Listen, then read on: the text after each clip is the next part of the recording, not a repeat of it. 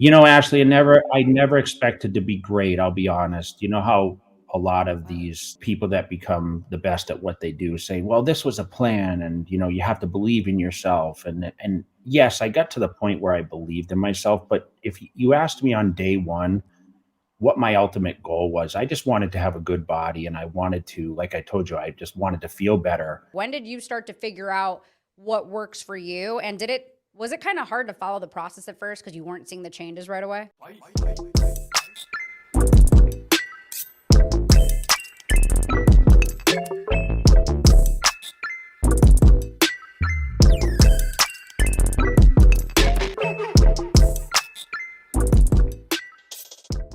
you don't really need an introduction. Four-time Mr. Olympia, Jay Cutler. How are you doing? Thank you so much for being here. Listen, it's awesome. I really appreciate reaching out. And, when I got the message about coming on, you mentioned some pretty formidable names that have joined you in the past. So I was like, you know what? I don't do a lot of interviews these days because I do so much media myself that I kind of, lock in my own platforms. But I thought, hey, this would be a kind of a cool thing to be on deck with all those other people that you've seemed to have communication with. So I'm excited to be here. I'm super happy to have you as well. So I did talk a little bit with Phil Heath. I know that you guys have had plenty of opportunities competing against each other and training with each other. And he told me a story about something that happened in India. I don't know if you recall what happened, I think on the plane ride or when you guys were competing over there. There's so many yeah, there's so many stories with Phil Heath. I mean, I started with him. I don't know if he told you. I mean, I knew him before he became really Phil Heath, and I never imagined he'd come up. I kind of helped him along the way as far as giving him some guidance, and he came up and actually defeated me to win the title 7 times, which I thought he would actually break the record. Unfortunately, we didn't witness that, but he used to come out to my house. He trained, and yes, we went to India, and I remember, we competed there actually a couple times, and I actually got to see him actually when I didn't compete one year, and we have a lot of great memories of experiences we've gone through with bodybuilding and friendship. So for you now, I think I saw a video where you are still eating super clean, but what was it, 15 egg whites, a huge bowl of cereal, and toast. First of all, I can barely eat like 3 egg whites. Like I don't know about you, but like eating, I think is like one of the hardest parts of bodybuilding. But how are you able to do that? Like your diet is just insane. Yeah, and the funny thing is that people have this belief that I weigh 260 pounds still, and I'm still what I was when I was winning Mr. Olympias, but I've actually downsized quite a bit. I'm about 230, 235 now at 5'9", which my off season I reached levels of like 300, 310 pounds before when I was competitive. And you did mention the food, and I actually am doing this crazy 12-week program right now because I turned 50 in August. And I want to do a body transformation. Even though I'm in great shape now, I want to be my absolute best. I retired 10 years ago in 2013. So I want to have the best physique I've had in 10 years without training for a competition. I'm not coming back to competition, but I want to kind of do an online blitz that gives people some motivation. And I realize that I have a huge community that follows me, whether it's, on YouTube, Instagram, Snapchat, TikTok, I mean, everywhere, Facebook. And I've been putting on a ton of educational pieces out there. And I realize the feedback has been really valuable for people to make changes. So you have to put out your content, but at the same time, you have to follow through, and what you preach is what you do, right? So yes, I still have a very large breakfast. And the amazing thing is, it's probably the breakfast I had when I was 300 pounds, which would be upwards to 100 grams of protein, which they say you can't process even 100 grams of protein at a time, and up to 200 and 250 grams of carbohydrates, which is my first meal of the day. Although the other meals are back down, but I'm eating 6 meals a day right now. So I'm actually what I'm going to do is probably gain a little weight from the 230, 235 that I'm at, but I'm going to fall back in 12 weeks at around that same weight, but with a whole different look to my body. And that's the amazing thing. The body is the most complex machine that we could ever imagine. And you throw certain things at it. And remember, trial and error, there's no textbook to what we do. Every person is individual on the nutrition programs and the training and their genetic makeup. So for me, I'm just going to follow through with what I preach out there. And yes, you see me eating a ton of food, and you're going to see more of it if you continue to follow it through the media channels, and you're going to see the body totally transform over the next 12 weeks. So how many calories is that in a day? I have to know. Right now, I would honestly say I eat about 3,000 calories, where when I was training at full capacity, I was eating about 6,000. Remember, that can be done through McDonald's or pizzas or whatever else, but when you're eating clean food, when you're eating plain chicken and rice and egg whites, and like you saw those egg whites, like I used to eat 30 egg whites for breakfast.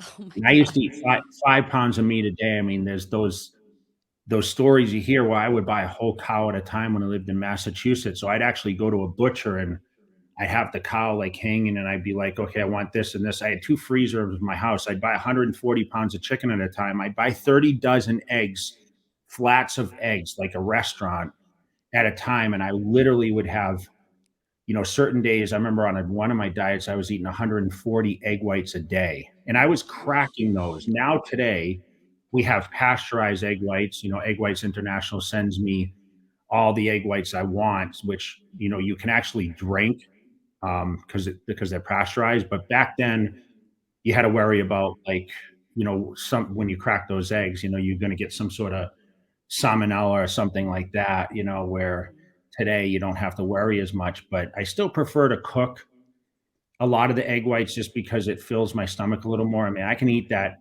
those 15 egg whites you saw, and I'll be starving within 30 minutes. I Mhm. had it this morning. I'm not going to lie. The egg whites? Yes, I did. I follow a similar plan. So, I mean, I did bodybuilding for just 2 years. It destroyed my thyroid, all of that. But I learned the discipline of it, the cooking your own meals. I mean, you're saving money too, by the way. I don't know about you buying a whole cow. I don't know how much that costs and, buying an entire farm. But for me, it's nice to know like what I'm eating, nice to know how many calories I'm consuming. I definitely need to be eating more, but within the last, I want to say 3 months, I've lost about 20, 25 pounds from just consistent working out and then consistent diet. Like people don't realize diet is 80 to 90% of it. And it's taken me a long time to just figure out what works and what doesn't work. When did you, like, we can kind of go back to the beginning a little bit. When did you start to figure out what works for you? And was it kind of hard to follow the process at first because you weren't seeing the changes right away? Yeah, for a kid that joined the gym, I mean, I grew up, youngest of 7 kids, and no one in my family knew anything about fitness.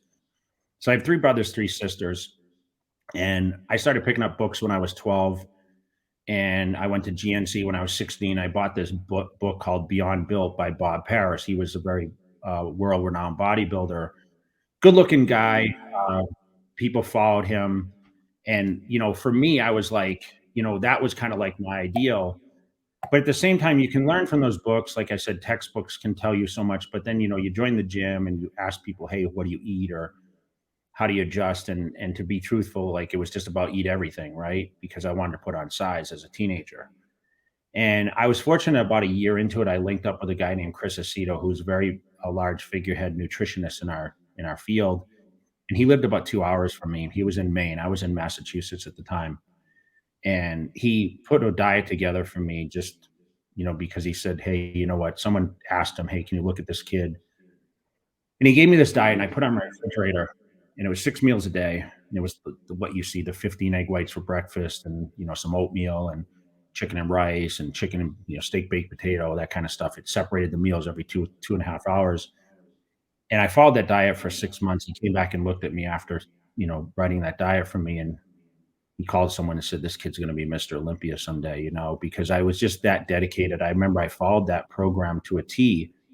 And you just said you lost over 20 pounds, and that probably wasn't eating like 1 or 2 meals a day, right? You're eating more frequent, smaller meals, correct? Yeah, the That's smaller meals, yeah. so what I learned, and the most important thing is that you have to separate your meals and eat every 2.5 to 3 hours and feed your body to keep your metabolism, right? Because otherwise the body thinks it's starving. So it took me a while to figure it out, before I was able to link up with him. But once I linked up with him and he kind of gave me that guidance, it was to the moon. I mean, I became the best teenager in the country at 19. I got my pro card at 23, and I was on Olympia stage by 25. And by 27, I was, challenging Ronnie Coleman, who arguably the greatest ever. And then eventually at 33, I won my first. And, but I thought it would come a lot sooner because I was phenomenal at 20, 21 years old. I just needed to be on the right platforms. And back then there was just a magazine thing. But for me, it was the nutrition, like you mentioned. You said, percentages, which I hate to give, but without a proper diet, you're not going to make any progress no matter how much time you spend in the gym to go to the elite level. Now, to get in shape is a different story. Like I said, I'm doing 12 weeks now, and it's nothing as rigorous as I used to do. But you learn through trial and error. And honestly, every year makes a huge difference. Every pound or two of muscle you gain or lose, you have to make those adjustments. So, what I did back in 2006 to win the Mr. Olympia doesn't necessarily mean that I could do that now at 49 years old, this far forward, and have the progress. So, you have to make changes and adapt differently depending on what your circumstance is. Well, I think it's so amazing that you're able to maintain the size and you're able to stay looking young. I think that's another thing too is that you've maintained this level of discipline even though you don't have to do it as crazy as you were when you were competing. It's more of a lifestyle now. I think a lot of people look at it as dieting, but it's really just like, no, I'm just going to make the healthier choice for my body because I'm not feeding it so much to have it taste good, but it's more so for fuel. Yeah, I mean, I always had this quote out there, and it's funny. The youngsters bring it to me. I eat for function, not for taste.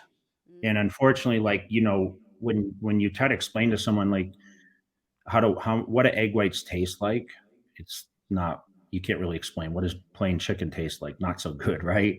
yeah. We'd rather eat something more tasty, but progression is measured by week to week evaluation. And I mean, staying young is important for me, especially now when you see the aging process because of alcohol or drug use or stress.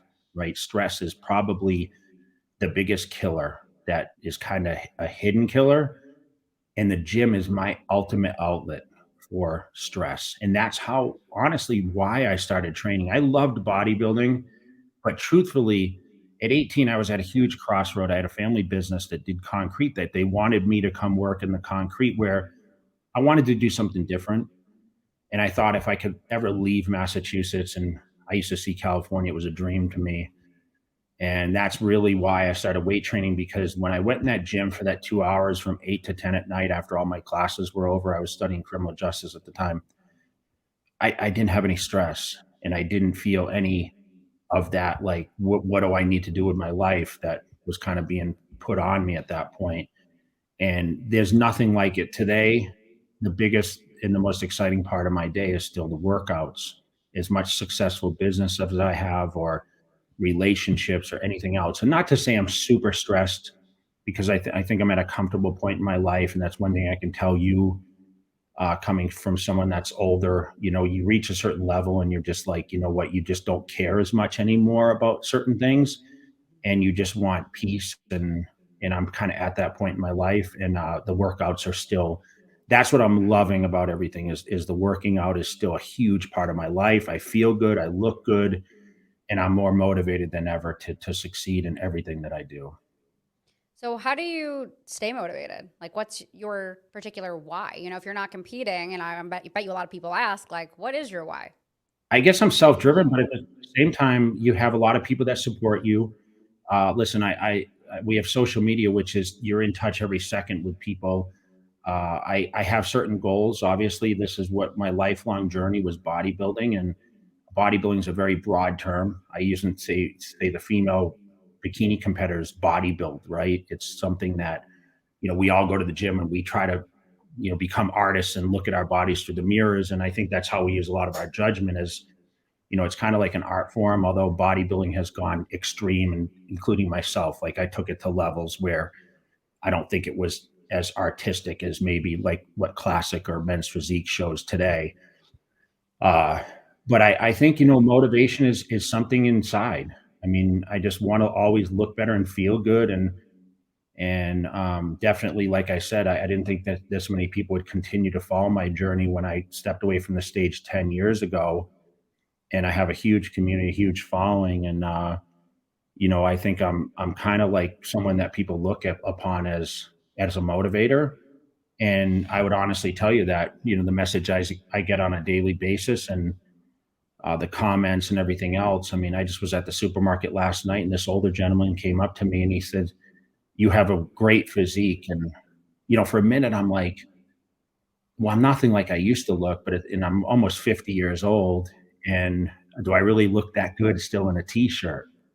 So it was kind of like one of those, maybe that's what it gives me motivation also is, you hear those comments, you're like, wow, you can't buy, the perfect physique, or, how it is. Like, all the people with money, they might be missing certain things in their life. And one thing, the gym is a time in, time out kind of thing. So I think, that's one thing that money can't buy, or success. People look at success in different levels, and, a lot of people look at a financial thing, but they look at, all around just feeling good. When you look in the mirror and you're happy with the way you look, not many people can actually say that. So I think that's really what I'm trying to portray to people is like, you are what you eat, you are who who you kind of put out there to be, and, you have to follow suit to that. So I'm pretty self-motivated these days. I would agree with the same thing. It is nice when people notice. Like, I've had a ton of people come up to me like, "Oh my God, you got so thin. You look amazing. You look like you lost so much weight." And it does feel good. It's like, we don't necessarily do it for people coming up to you and complimenting you, but it does feel good because your work is being recognized, right? It's like you're in the gym, and like you said, it's something money can't buy. Yeah, like we see girls, buying stuff for their bodies, BBLs, and all this Yeah. extra stuff. And we understand what's going on in the health and fitness and wellness industry, so to speak. But actually putting in the hours that you do in the gym every day, and I mean, it's basically a full-time job when you're taking care of your body. It's an investment. You're spending hours in the kitchen cooking, hours in the gym, and at times too, like, I feel like it does get lonely because there's not a lot of people who do this. There's not a lot of people who are in the gym and who actually care about the way that they look. We're in this like weird phase now where it's like body positive, and it's like, I respect people who are comfortable in their own skin, but I also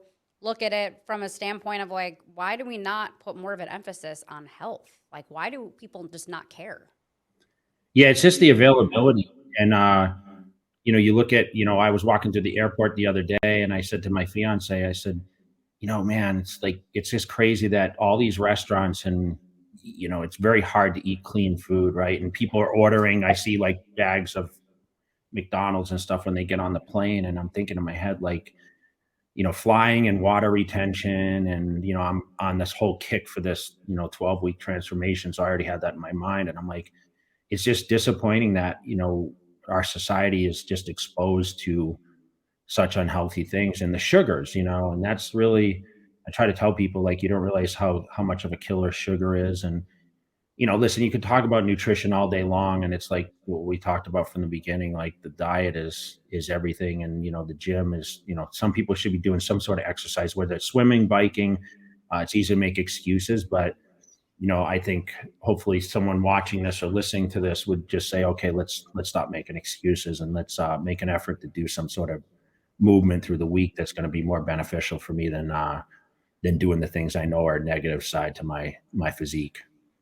And it costs $0 to go outside and go for a walk. Yeah, Like, yeah, I feel like walking is super underrated. And not only are you getting outside and moving, but you're getting sunlight too, which is another element that a lot of people are lacking is vitamin D. And that's the best Mhm. way to get it. I mean, yeah, you could take supplements all you want, but there's something helpful about actually getting things naturally. And that's what I've also implemented now too, is I try to get anywhere from 5,000 to 10,000 steps a day. And that's usually on a rest day. So like I'm still active on a rest day. Like I can't just sit stagnant. I mean, you probably feel it too if you're just stagnant all day. Like your body feels tighter, you don't feel good, you feel unaccomplished, and you feel like I feel like, at least for me, I always have to be doing something. Like I can't Yeah, just sit still. the whole step thing, I mean, that's kind of newer, just like macros, and there's a lot of new terms that we didn't have when I first started. But I know there's a lot of ways people wear the watches, right? And they measure their steps. I mean, that's probably how you measure yours, right? I don't wear an Apple Watch, and I've never measured my heart rate in cardio sessions. And you did mention the walking thing. Like I have this thing on YouTube called Jay Walking. It's like an episode where someone Oh, I follows me like with that. a camera and we talk about current events or whatever my mind is, right? And every day I wake up with different thoughts in my head and experiences. Like when I traveled, like I just was in Boston for a week, and I talk about, hey, this is what I did, or what I ran into, or what I was thinking when I was there. And it's kind of that time where I use it as kind of uh, my meditation, except when the camera's on me, of course. But I get out and I walk, and that, like you said, it does so. I mean, I used to move a 300-pound body by walking. And people used to, when I mentioned cardio, they're like, well, don't you have to get your heart rate at a certain level? And I said, no, it's just more about keeping the metabolism rolling. And, that's the misconception. And like you said, like I tell my mom all the time, my mom's 82, and she realizes she needs to continue to exercise some. And she's gotten out and walking now. And she's like, does walking really do anything? I said, of course it does. Like the movement's just is going to be, you're not going to see her sitting on a bike or doing a step mill at 82 years old. So she's limited on what she can do, but she's been out walking now, and she feels so much better. And, that's a start. So, like you said, I mean, I try to do it faster in the morning as soon as I wake up. And that helps clear my head and kind of plan my day at the same time. So, to go back to, like I said, the training, it does so much for my mind. These cardio sessions, or the walking sessions I do are so beneficial to my days now. It's almost a necessity. Do you do like Stairmaster or like running and all that, or do you mainly like do walking on an incline, or what does that look like? I've done it all. Uh, I do have everything at my home, and I do have everything obviously access in the gym. I have a pool. I have like a lap pool too. So I've done everything from rowing to swimming to hiking to treadmill work, incline, step mill. I mean, if you asked me what got my condition the best for the contest, and I think anyone you interview that's competitive on the male side that has to show the lower portion, like as far as your glutes and hamstrings, I think the step mill definitely was most beneficial for gathering condition there. Although the treadmill does work too, and I mean, not to say the bike, whether it's a recumbent bike or a regular bike, doesn't get the work done, because cardio is cardio. But at the same time, sometimes that extra squeeze can bring in that condition. So no excuses. Everything works. Uh, I've been using more of outside walking now rather than doing step mill or anything like that. Yeah, same here. I mean, I try to switch it up occasionally, just to give my body a little bit of a challenge, whether it's doing sprints or, Mm. the Stairmaster walking outside, but I like to mix it up. So for each Olympia that you won, and I've asked this to Phil, I've asked this to Chris, I know each one of them probably have a magnificent story behind them. So can you walk me through the first time you won, what that feeling was like, what it took to get there, and just your reaction when you finally won it, and then kind of walk me through all the other ones too. Was there a story behind it? What it meant to you? What do those mean for you? The first one is always the best. So 2006, do you remember I was runner up to Coleman 4 times before I won it, and that was a little frustrating for me. So when it did happen, remember, no one had ever won the Mr. Olympia by defeating a current. So I was the first person to ever win that title. And, I beat the guy that was going for record number 9. He had 8 wins at the time. So he was tied with Lee Haney. And that was the most meaningful one. And I remember like everything kind of flashed for me, but I kind of knew it was going to happen. In 2005, I was second for the last time. And I was like, I have this guy on the ropes. And I think age had a lot to do with it. I was 32 and he was 42.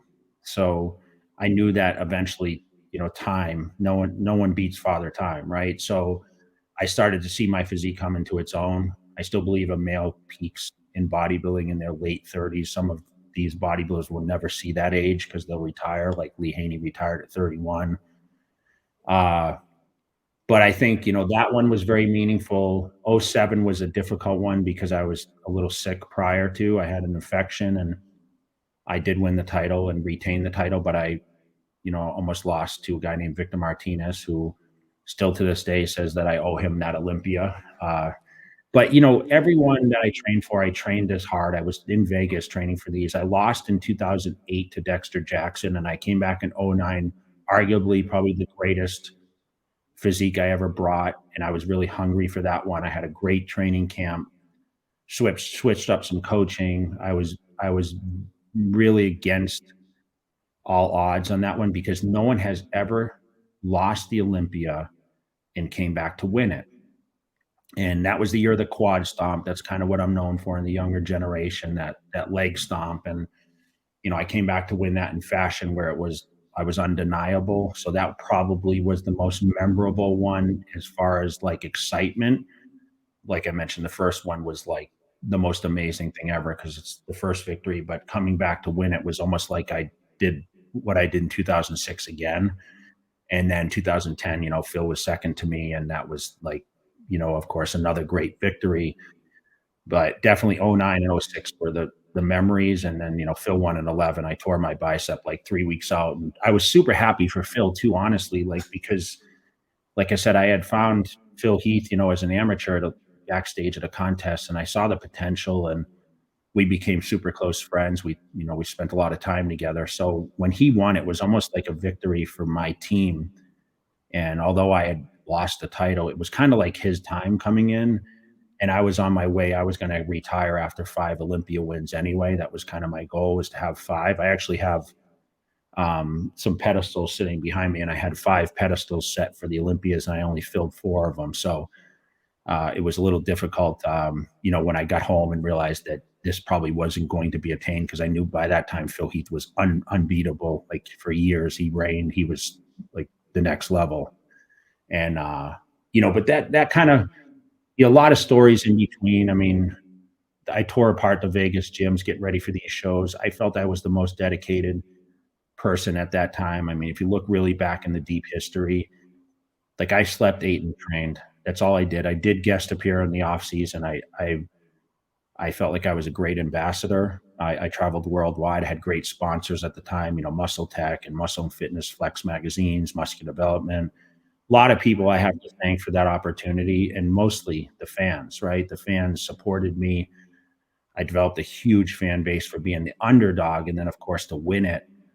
And I pay so much respect to Ronnie Coleman because he made me great. Phil Heath made me great. Victor Martinez, Dexter Jackson, all these guys, Branch Warren, all the people that pushed me to be better.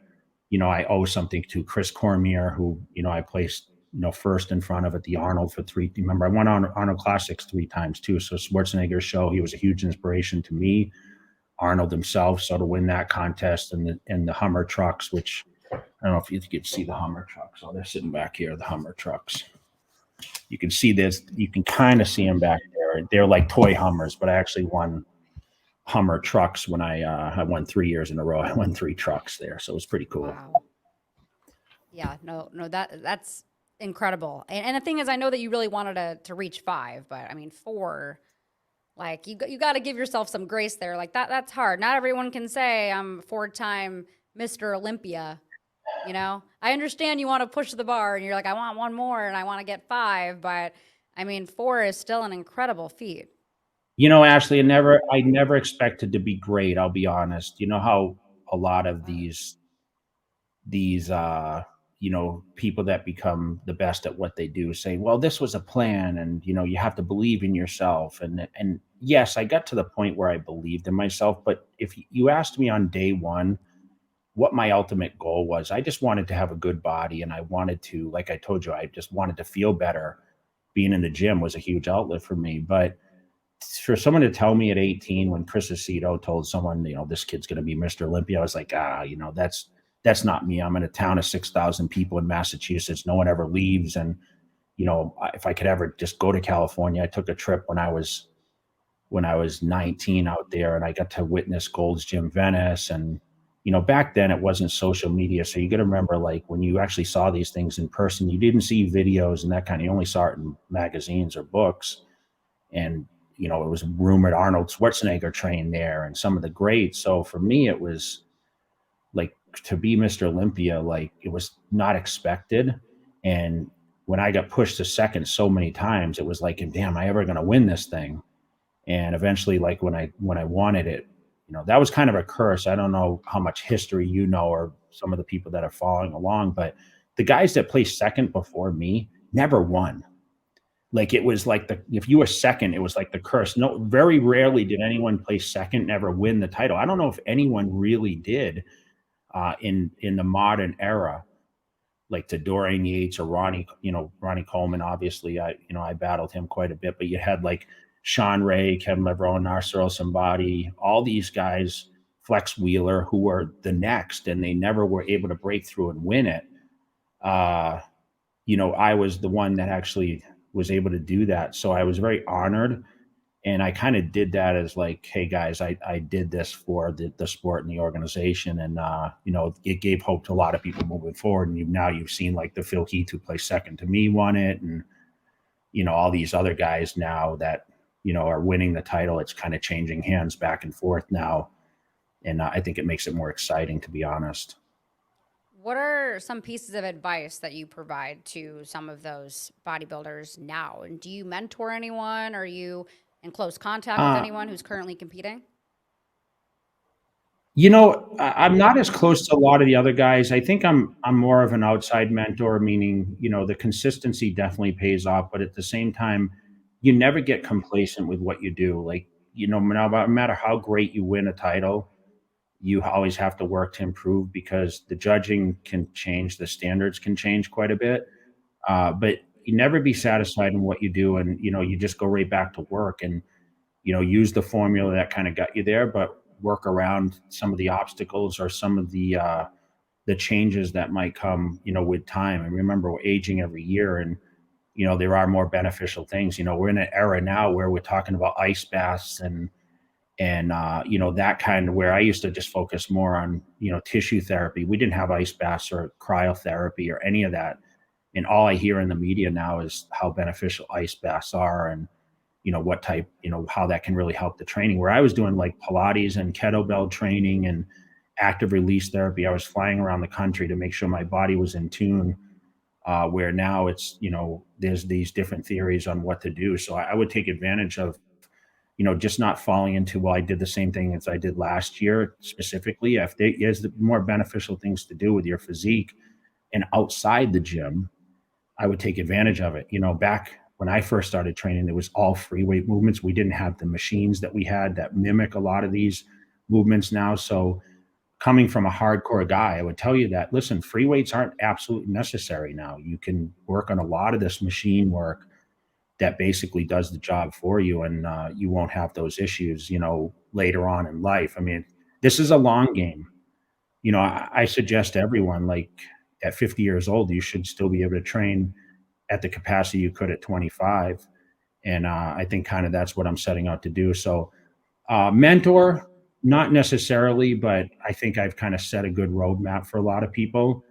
And I definitely cheer a lot of these guys on, no matter what the division is, whether it's classic physique, men's physique, or bodybuilding, the women's side. I'm a huge supporter from any distance. So I also want to bring up like what you had mentioned too, with just all of the other forms of therapy and recovery that they didn't have necessarily when you were training. And like we see this in other sports too. I mean, in basketball, baseball, football.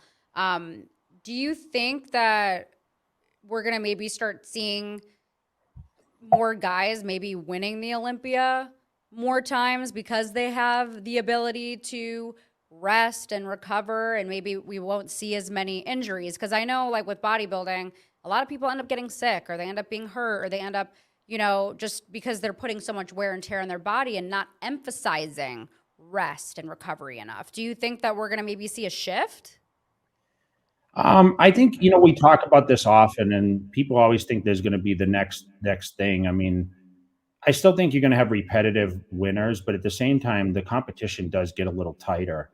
And I think right now it's the most equal playing field we've experienced in over a decade, where you had a guy that ran with it in certain divisions. Although I think like Bum said, he's got kind of a lock on that physique, classic physique division, until he wants to go further. I mean, he just needs to avoid injury, and obviously he's faced some of that adversity over the last couple of years. But as far as the open, I mean, we have international guys that don't have as much media exposure, that we don't know how hard they're working. But at the same time, I think it's an open field for a lot of these guys, because there's no really super dominant, where it's a 1-2 position like Ronnie and I held for so many years.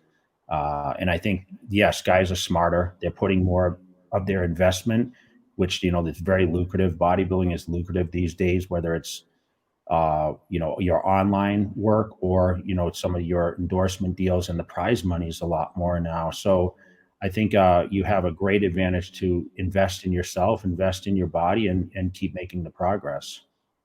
How much did being Mr. Olympia and being in the bodybuilding world impact where you are now? And how important was it for it to give you the opportunities that you have? It was everything. Everything I've done is built off my relationships, and I financed myself in the beginning, which propelled me to getting into real estate and investing in businesses. Now I own my own supplement line, and I do a million other things on the outside. I promote events, and definitely bodybuilding has kind of it was a stepping stone to all these things. But at the same time, those relationships I built, uh, it's all networking. And that's one thing I can kind of tell everyone out there is, be persistent with what you do, but your network is basically everything. And that's really the relationships I built because I was a figurehead, or because I put out positive, work in what I did, and it ended up, partnering relationships with a lot of things, or giving me guidance, or someone like Joe Weider, who took me under his wing and taught me about, investments early on, or Chris Aceto, who taught me that, or some of my business mentors, which have kind of set me up to the point where I was able to walk away and, now manage all my different areas in business that I handle, and allow me to kind of be retired successfully in bodybuilding. And, you sit there and say, well, feel good, look good, and live kind of stress free. And that's what it's allowed at this point. So it's definitely, I would say, relationships are the best advantage I got from bodybuilding, because of the platform it gave me.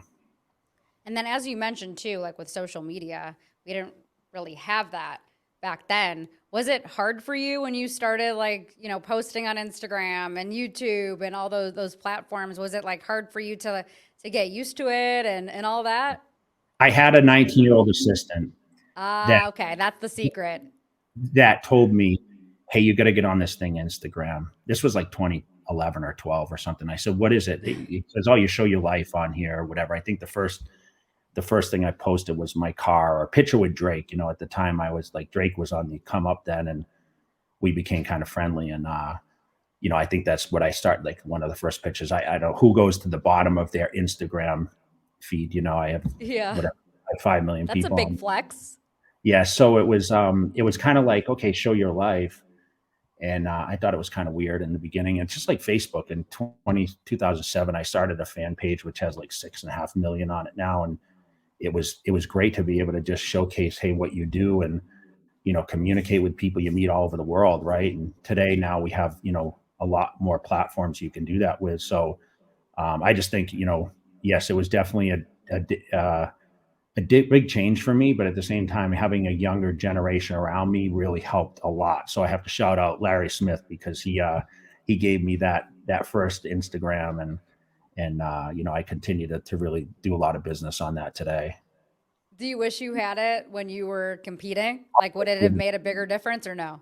It would have been a big game changer for me for sure. I mean, showcasing what I did, and because I did that in the books. I mean, I did DVDs in the beginning, and people don't even know what DVDs are nowadays. And I mean, I used to have 7-hour videos where I put my life on there and my dogs and everything that I did, all the eating and everything that you see on the media today.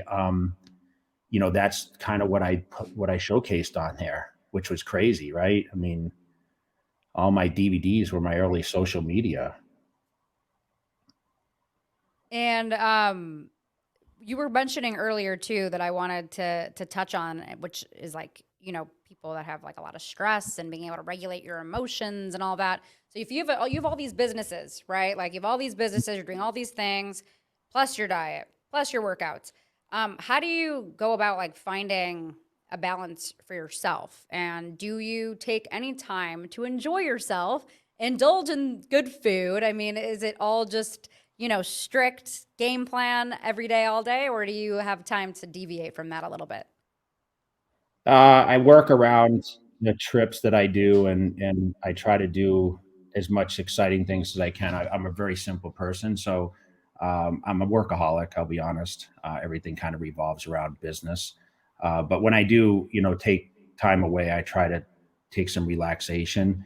And like I mentioned, if you said most exciting part of my day is the gym, you think I was kind of crazy, but it's true. I mean, I don't really believe in vacations. It's kind of how I've always been. If I take a vacation, it's just like a couple extra days on somewhere that I'm going for some sort of reason. I don't actually get on a plane and fly somewhere and say I'm going to shut off and the phone goes away for 4 days. Almost impossible, I think, in this era, especially when you have business, right? I don't walk away from that too often.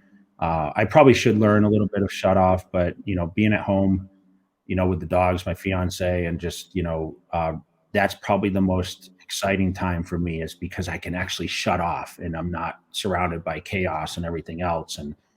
And I think people close to me understand that. They know that my simple time is probably the most beneficial for me. And today is going to be one of those days. Actually, I'm going to take a day off from the gym, and I'm actually going to sit, maybe grab some food this afternoon, relax a little bit. I actually thought about going out and hitting golf balls this afternoon, so maybe that's a way to shut off. I mean, you're still staying active, right? I mean, you're still gonna get steps in. You're still gonna, get your golf swing going. But I'm not good at golf, so it's actually a challenge for me. So anything that's challenging for me is probably more exciting for me, and I think that why I don't necessarily believe in vacations, because it's nothing that's challenging, right? I mean, sitting by a pool, and I don't really drink or do those kind of things. So for me, I'm pretty boring in that sense. But I guess having some sort of a social life is important too. I think it's good to be boring. I Of mean, I course. don't, I don't drink. I don't do anything at all either. I mean, it does get a little lonely because it's like It's hard to find people that are on that same path. I mean, most people are like, let's go out to eat, let's go out to drink. I'm like, no, like I don't want to eat that shit. I don't want to be hungover. I don't want to feel that tomorrow. Yeah. I mean, that sometimes maybe the gym is the atmosphere for some people, right? Yes, yes, very true. Um, so for yourself, like when you look back to younger Jay and you're trying to figure out your life and the next steps and where you're going, what do you wish that you knew then that you know now? I wish I had a little more patience. Uh, Mm. I always say my family lives 3,000 miles from me. So I always had expectations to go back a little more. And, I lost my dad like 2 years ago. He was 92. So, I mean, I spent a lot of time growing up. My father was my best friend, and he gave me a lot of the path that I was able to achieve. My brothers also. And I just was back there last week. I just mentioned I had the trip to Boston. So um, I just wish, sometimes I looked at those holidays and those special occasions, and I took advantage a little more. And, but I don't know if I would have been as great if I did that, because I needed to be in my zone and be in my, what I call my box. And I think that's very necessary for what we do. So I can't say I wish I could have or whatever, because maybe I wouldn't be in the position I'm in. But Uh, I don't, I'm not one of these people that live with a lot of regrets in a sense, or say, I wish I would have known or done this differently, right? I think it was more uh, having the patience, knowing I wish I could have foreseen the future and realized that I was going to be the best in the world at one point, because it kind of just snowballs from there. And like I said, the relationships are built and the experiences are built. But at the same time, like, I didn't envision that. And maybe I needed to believe in myself a little more, uh, and realize that that hard work and those long hours would pay off. I have this thing I use, early mornings and late nights, right? And that's kind of how I live. That's my motto on how I live, and like that doesn't stop. Like I said, there's no real shut off switch, and some people have that. Uh, and maybe in 10 years you could ask me. I mean, you asked me at 49, what you could ask me at 39, I'd have a whole different answer. My outlook was different. At 39, I wanted to travel more. At 49, I don't necessarily want to travel as much, to be honest. It doesn't matter if I fly in a private plane and stay in the best hotels in the world. There's nothing more comfortable than being in my home and being at my kitchen at my disposal, and having be able to put my head down in my own bed, and like, you really enjoy those things after being on the road for 20 plus years, all over the world, and all these different cultures and having different sleep patterns. I mean, my sleep means everything to me. I mean, that's part of the health aspect also. Yeah, I think there is beauty in routine. And when you are traveling all the time and, you're a master of routine and breaking away from that. And like you said, traveling, walking through airports, being on a plane, like all of that affects your sleep schedule, your eating schedule. So I totally get that. And when you mentioned too, it's like all of the sacrifices that you had to make. What were, some of those sacrifices, and did they all impact you the way that you wanted them to? Birthdays, holidays, um, special occasions. I mean, all that really, it really impacted me, honestly, because I got the guilt trips and everything else, but people that weren't into the fitness and knowing the diet routine and everything else, I mean, I don't think they would understand Mhm. how I needed to lock in and just be who I was. And I had a time where I didn't train, for a contest, which allowed me to be able to have that a little more. But when I was training for competitions, like 4 months out, there was no world. Like, the world, everything got shut off. It was just nothing else mattered, right? So selfishly, I had to do what I did. So looking back, like I told you earlier, I don't think I would change it today. But at the same time, when you bring it up, I think about, hey, this is definitely it would impact, right? How I think differently today, because those things mean a little more important time for me, especially when time's running out, right? I mentioned we get older every day, and Mhm. you don't start thinking about that until you realize that. I look back and it's like 10 years since I competed last time. And every day, like, I was in Boston a week ago right now, and like, I snapped my fingers and a week's gone. It's Yeah. crazy how time flies. And my mom used to say to me, as you get older, time goes faster. And I'm like, yeah, whatever. That's like old people stuff. But now here I am saying this, and I still consider myself rather young, that like time is everything, right? You can't replace time with anything else. So time is the most important thing in anyone's life, and that's one thing that hopefully people can walk away after listen to me speak about things lately, is time is important. It is, and honoring the process and honoring being more in the moment. A lot of times we're so, what do I need to do the next minute, next hour, next day, next, year? And I think everyone can learn from that. I want to be at a certain level, and it's like, Ashley, like, just be consistent every day. Just do what you're doing every day. Like, you're not going to lose 20 pounds overnight. It's going to take, you know, repetition. It's going to take months. Like, you can't expect a different physique in a month when you've been eating like shit for 2 straight years. And especially like Mhm. during COVID when everything was locked down, like, you didn't have access to the gym. You didn't have you were at home. You were stationary. So it's like you can't expect to see the results right away. And I know we're almost kind of running out of time. I want to let you go and enjoy yourself on your day off. Is there anything else that I may have missed when, talking about the legacy of Jay Cutler and where you are in your life right now that you would want to share with your fans and the rest of the world? I think you touched upon a lot of important things. And, I know people look at the accolades as like something where, they identify a person because, we use that title like through social media channels like Facebook, whatever else, where I was known as a 4-time Mr. Olympia. And, all Mr. Olympias carry that title, whether it's whatever division, and sometimes they represent, each division in a sense. But there's a lot more to the person than those accolades, right? It did mean something to me. Like you asked me what each one meant, right? And I didn't really get into too deep conversation on like, during this training time or the expectations were this or, my relationship suffered or my dog died or, I went through a divorce during, 2011, when I was battling for Phil Heath and, you lose a family member, all those things affect your life. And that's just part of the experience. Right. And that's, I think why some people use other people as motivators because they can relate, right? And me putting out those early magazine and DVD content, and then you mentioning social media, you get to know a person through, you know, lifestyle content.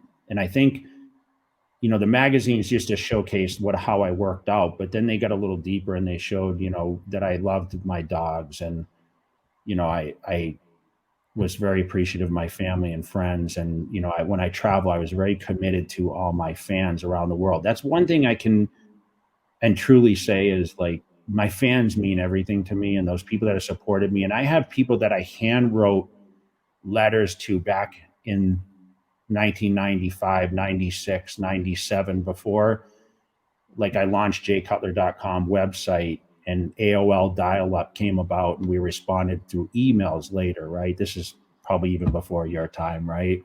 I grew up in the 90s, so I Yes. remember. So, I was born in 73 and I experienced like the whole internet boom.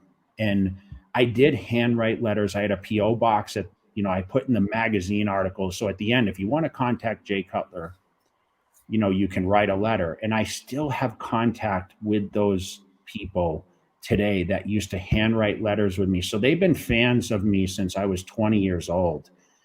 And I used to, have this little mail order back then where I would in the magazine, I said, hey, I'll do this article for you guys for free, basically, but can you just put, hey, if you want any memorabilia, whatever. And I had one T-shirt and I had one 8x10 photo, and I would sign that and I'd sell it. And back then, to get a check for $30 or $40 for items that might cost me like $15 or whatever. My uncle did T-shirts at the time, so the T-shirts and then the picture cost me like $2, and I sold it for $10. Like I was like, man, I've made it, right? You have people from all over the world buying a picture with you, and I wasn't even anything yet. And so it's just amazing now that I can communicate with these people and they're still fans and they're still supportive, and I've made a difference in people's lives. And I think it's pretty cool if someone still has handwritten letters. Someone just sent those to me not too long ago, actually, how messy my handwriting was. And I would write back to people. And I used to get a lot of like even prison mail. I'd get a lot of that. Like, you give me motivation to get out and be better. And man, like you can't put any kind of value to, I look around, I'm in an office with crazy memorabilia here and all my awards. And like to change people's lives like that and give people motivation, like you don't know how much I appreciate that. And I give everything for my fans, and that was my commitment to the end, is I'm going to travel to the end of time to all these expos and to be the guy that continues to give motivation. So you asked me how I stay doing what I do. Like I'm still a fan. When I wanted to be something and a difference in people's lives. So I'm able to do that. And, now it's a little easier to do that because I have direct contact, whether it's, emails or social media, whatever else, instead of handwriting letters, because that did take time. But I just want to say I appreciate anyone that watched this and people that might not know who I was. And I appreciate you reaching out and including me in your long list of people that you've done interviews with. And I wish you all the best on your journey, because I know you're probably not ever going to be satisfied. I want you to look in the mirror and think about me at some point and say, am I happy with myself? Right? You reach that ultimate goal. And, that's all that really I could, mean for someone to just be their absolute best. And I'll continue to support everyone. And I want to thank you for the opportunity.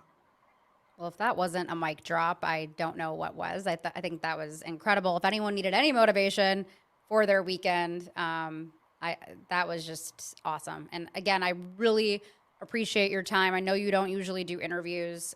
It means a lot to me. So thank you so much for being here. No, thank you so much, and all the best.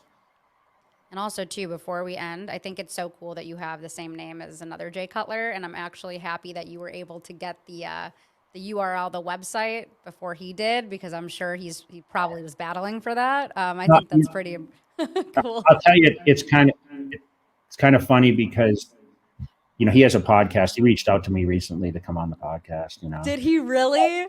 It was really cool because I won in 06 and he got drafted in 06. He played at Vanderbilt, and at first he went to the Broncos, and you probably don't even know all this, and then he got transferred to the Bears. But I'm from Chicago. Sports Illustrated reached out at the time because they Googled Jay Cutler, and I already had jaycutler.com and all that. So Instagram wasn't out yet. So like they contacted me and they tried to do these comparisons all the time of like how the Jay Cutlers compare. I think I have like a bunch of articles. Yeah.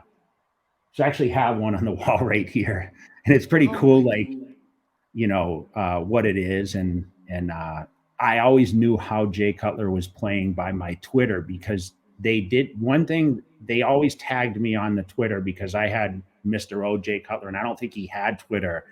So they would trash me on Sundays, when the games didn't go as well. But listen, I was a huge fan. Phil Heath gave me a Cutler jersey signed by Jay Cutler, by the way. He probably didn't tell you that. It's hanging in my theater. So shout out to Phil Heath for that. That was early on.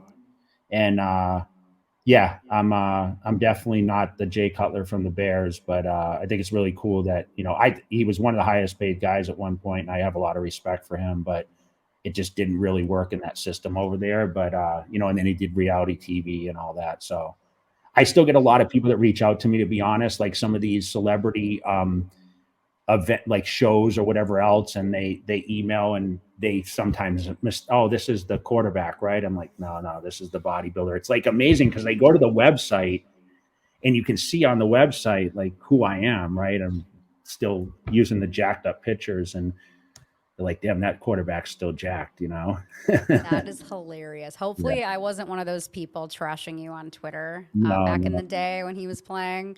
It's a love-hate relationship with NFL Jay Cutler.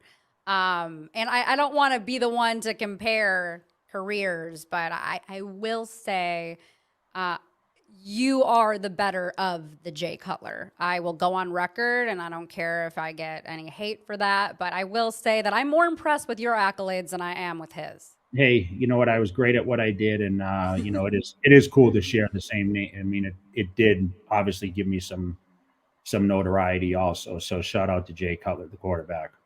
Well, let me know when you go on his podcast. I will be right there front and center waiting to watch it. And again, thank you so much for your time. I really appreciate it.